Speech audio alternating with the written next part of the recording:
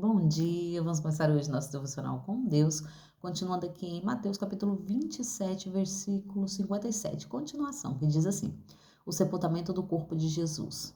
Ao pôr do sol, chegou um homem rico de Arimateia, por nome José, o qual havia se tornado discípulo de Jesus. Teve ele uma audiência com Pilatos para pedir-lhe o corpo de Jesus, e Pilatos ordenou que lhe fosse entregue.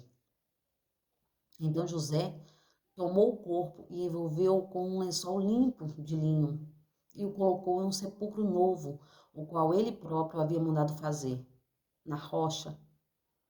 E fazendo rolar uma grande pedra sobre a entrada do sepulcro, retirou-se. Estava ali assentado em frente ao sepulcro Maria Madalena e a outra Maria. Pilatos manda vigiar o sepulcro.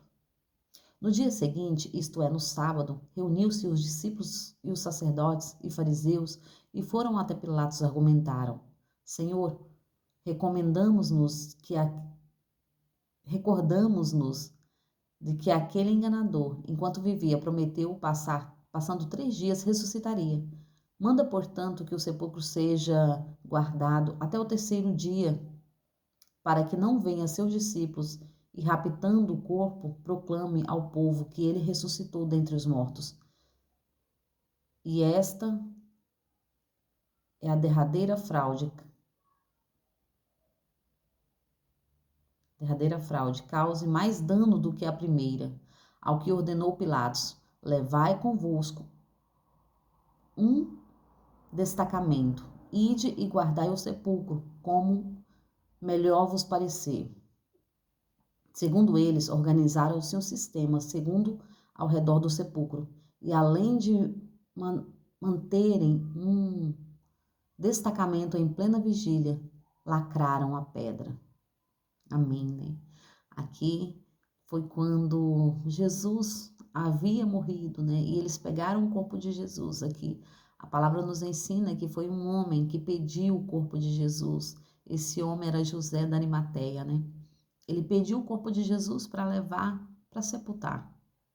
E ali ele mandou cavar ali, né, na rocha, na pedra, né? Cavar ali um espaço para depositar o corpo de Jesus, porque antigamente era dessa forma que eles colocavam, né? Eles não enterravam no chão, mas eles colocavam nas rochas, cavavam a rocha e ali depositavam o corpo, né? Envolvido em panos, lençóis e algumas coisas para manter o corpo isolado, né? Então assim foi feito com Jesus. Esse homem teve o cuidado de fazer tudo isso, porque ele tinha recebido Jesus na sua vida. Então, quando ele recebeu Jesus, ele entendeu quem era Jesus e ele entendeu que ele tinha um chamado a fazer. Quantas vezes na nossa vida nós temos um chamado a fazer e nós estamos esperando tantas coisas, mas nós não estamos atentos a ouvir o Espírito Santo, a ouvir o que o Senhor tem nos chamado a fazer, porque levar a palavra é um mandamento de todos nós. Muitas vezes nós queremos esperar pelos outros. Muitas vezes nós achamos que é só o pastor que deve ir lá e levar a palavra, né? Mas o Senhor tem um chamado para cada um de nós, aqueles que são discípulos de Cristo, né? E nós somos esses discípulos de Cristo. E ele diz: ide por todo mundo, levai o evangelho, pregai o evangelho a toda criatura, né? Porque mesmo não tendo quem pregue, o Senhor disse, né, que ele iria ressuscitar pessoas, ressuscitar ações para que levasse a palavra dele, né? Então, até as pedras clamarão, né? Então, quando não houver mais alguém para clamar, até as pedras vão clamar. Tem muitas interpretações, né, de quem são as pedras, mas aqui Jesus não, este homem, ele nos dá um ensinamento, né, para fazer o que está ao nosso alcance, porque o Senhor, ele vai fazer o impossível, mas o possível está nas nossas mãos fazê-lo, diante da presença do Senhor. E aqui esse homem, ele pega o corpo de Jesus, ele envolve ali no lençol e ele deposita naquele lugar que ele tinha mandado abrir na rocha.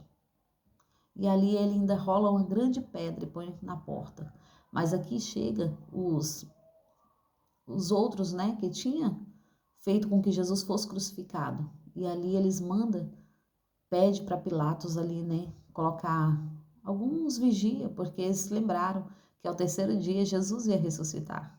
Então eles acharam que Jesus era charlatão, né? Eles achavam que Jesus eles iam dar um jeito de fazer com que o corpo sumisse e voltasse, não, né? Mas Jesus não estava falando disso, né? Quando Jesus fala, né, que ao terceiro dia ele iria ressuscitar, era verdadeiramente isso, como a palavra ensina, né? Muitas vezes nós queremos arrumar muitas coisas, sendo que a palavra é clara. Jesus ele nos deixou claro, né? Ao terceiro dia eu irei ressuscitar. E como aconteceu. Mas aqui Pilatos ordena, então vai lá e faça como vocês quiserem. E Pilatos ordenou ali até uns vigias, segurança, né? Uns 2 segurança para que ficasse ali, para ver tudo o que ia acontecer, porque Pilatos também queria saber o resumo dessa história, né?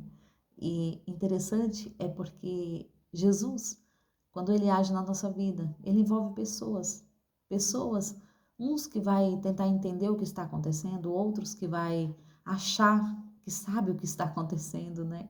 E outros que vai pegar na sua mão, estender a mão para você e te ajudar. E aqui esse homem, ele estendeu a mão para Jesus. Quem somos nós nessa história? Quem somos nós? Nós temos que posicionarmos diante da palavra do Senhor, diante da presença de Cristo, porque muitos não se posicionaram e não entenderam o seu chamado. Mas aqueles que se posicionaram, entenderam o chamado. E eles fez o que estava ao alcance das suas mãos, porque o impossível ia acontecer. E naquela ação que eles estavam fazendo, ele estava crendo que Jesus tinha prometido que iria ressuscitar. Então ele estava crendo e eles sabiam do que ia acontecer. Na nossa vida, muitas vezes, nós duvidamos. Entra a dúvida, entra tantas coisas, né? Tantos sentimentos que nós deixamos entrar. E quando nós entendemos que a dúvida tira nós do propósito, né? O inimigo, ele quer lançar dúvida ao nosso coração, para que nós possamos sair do propósito que o Senhor tem nos colocado. E para que nós duvidamos do que Deus irá fazer. Mas nós temos que nos manter firme e forte, crendo que Ele prometeu fazer o impossível. Então isso vai acontecer. Não duvide no teu coração. Vamos crer. Muitas vezes,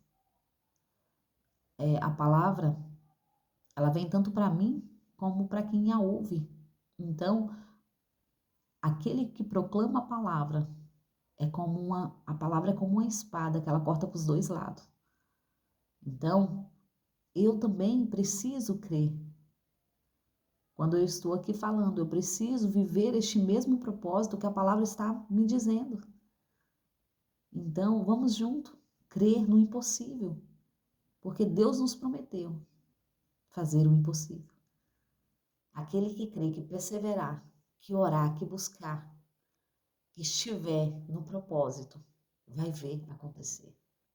Então, nós somos essa geração, a geração que Jesus prometeu que seríamos, né? A geração que levaria a palavra, a geração que ouviria o chamado, a geração que iria fazer milagres e maravilhas, muito além do que Jesus fez. Então vamos junto, ouvir, não só ser ouvinte da palavra, mas ser semeador, viver o que a palavra diz, né? Crer, aquele que crê e perseverar, receberá a coroa da justiça, o seu galardão, que o Senhor tem preparado. Então vamos junto, crer, perseverando e crendo que Jesus proverá sobre nós. Amém? Agradeço a todos que têm me ouvido até aqui. Tenham um ótimo dia, uma ótima segunda-feira, abençoado por Deus, em nome de Jesus. Que esta palavra venha fazer sentido para você. Que essa palavra venha entrar na sua vida e trazer transformação na minha e na sua vida, no dia de hoje, nessa segunda-feira abençoada por Deus. Amém?